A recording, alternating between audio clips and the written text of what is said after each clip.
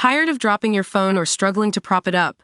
Meet the Pop Sockets phone grip with expanding kickstand in black, your new must-have accessory. Don't miss out. Grab yours today. Click the link in the video description to shop now on Amazon.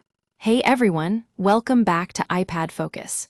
Today we're talking about a huge update for Apple's tablet lineup, iPadOS 26.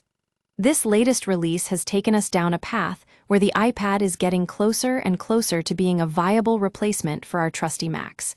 And let me tell you, it's exciting. First off, we've got some serious productivity wins. The new split view feature is solid, Stage Manager is even more intuitive, and now you can resize windows fluidly, which has been one of my biggest gripes with the iPad Pro in the past. The menu bar is also a game changer. It makes accessing those finer controls of apps so much easier.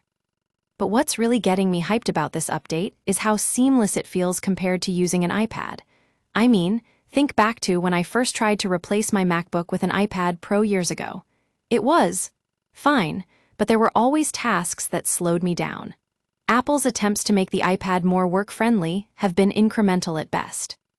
Now, with iPadOS 26, it feels like we're finally getting close to making a square peg fit into a round hole. The new Preview app is supposed to make document editing a breeze, and the Files app catches up with the Macs Finder. And let's not forget about Exposé, tiling windows, and seeing them all in a grid.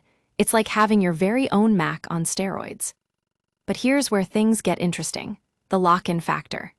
The App Store has always been the only official way to install apps on the iPad, which is both a blessing and a curse. On one hand, it means you're safer from security threats, but on the other hand, it limits your flexibility when it comes to choosing and installing third-party software. I mean, think about some of my favorite Mac Power user tools: Keyboard Maestro, Better Touch Tool, karabiner-elements. They're all essentially impossible to replicate on an iPad. And then there are apps like Raycast and Alfred. They're like Spotlight on steroids. But with the App Store's restrictions in place, you can't even use them. So, while I'm excited about where this update is taking us, I have to admit that the lock-in factor still bothers me. As someone who's always been a Mac-first user, the thought of being tied to Apple's ecosystem is still a bit unsettling. But hey, I'll give it another shot, because I believe that iPadOS 26 has finally brought our tablet lineup to speed. And to all you power users out there, I'd love to hear your thoughts. Are you excited about this update? Do you think the limitations of the App Store will hold you back? Let me know in the comments below. And if you've got any tips for how to make the most of these new features, be sure to share those as well. Thanks for tuning in to another episode of iPad Focus. I'll catch you all in the next one.